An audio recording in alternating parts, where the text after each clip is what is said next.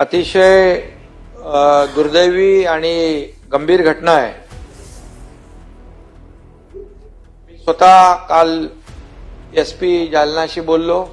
पालकमंत्री महोदयांनी स्वतः त्याचं गांभीर्याने घेतलंय।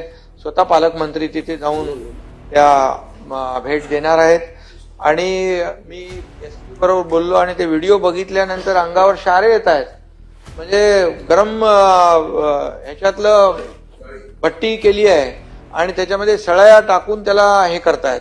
आणि मग मी तिकडे घाटी हॉस्पिटलमध्ये तो ऍडमिट होता, त्याला मग तिथून काढून प्रायव्हेट हॉस्पिटलमध्ये ऍडमिट करायला लावला। आमचा जिल्हा प्रमुख आपला राजेंद्र जंजाळ त्याला मी तिथं पाठवला। मग त्या गेल्यानंतर त्या पेशंट जो त्याच्यावर निर्गुण हल्ला झालाय त्याच्याशी देखील मी फोनवर बोललो। त्याला फोनवर बोलताही येत नव्हतं नीट, पण त्याला मी सांगितलं बा सरकार तुमच्या पाठीशी तुझ्या मागे उभं आहे, काळजी करू नको। पालकमंत्री स्वतः जाणार आहेत आणि त्यामुळे अतिशय दुर्दैवी आणि हा मानवता म्हणजे माणुसकीला काळीमा फासणारा हा प्रकार आहे।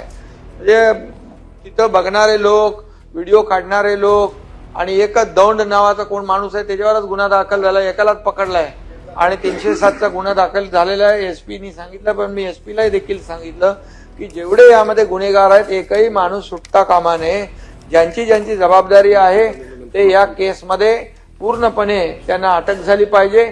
आणि हा खऱ्या अर्थाने एवढा निर्गुण प्रकार आहे की खऱ्या अर्थाने जसं त्यांनी मोका लावण्याची मागणी केलेली आहे तर खऱ्या अर्थाने त्याला मोका लावण्याची प्रक्रिया आपल्या गृह विभागाच्या माध्यमातून आपण करू। आणि खऱ्या अर्थाने अशा प्रकारचे जे लोक आहेत हे म्हणजे यांना तात्काळ म्हणजे जागच्या जागी त्यांना, आता मी ते भाषा वापरत नाही, परंतु खऱ्या अर्थाने म्हणजे कठोर शिक्षा झाली पाहिजे पुन्हा अशा प्रकारचं। आणि व्हिडिओ व्हायरल केलाय, त्याचाही व्हायरल झाला, त्याच्या बाबतीमध्ये पण फाशीची शिक्षा त्याच्यामध्ये देखील त्याच्यामध्ये देखील वाल्मिक कराडला फाशी झाली पाहिजे हीच मागणी आपली आहे।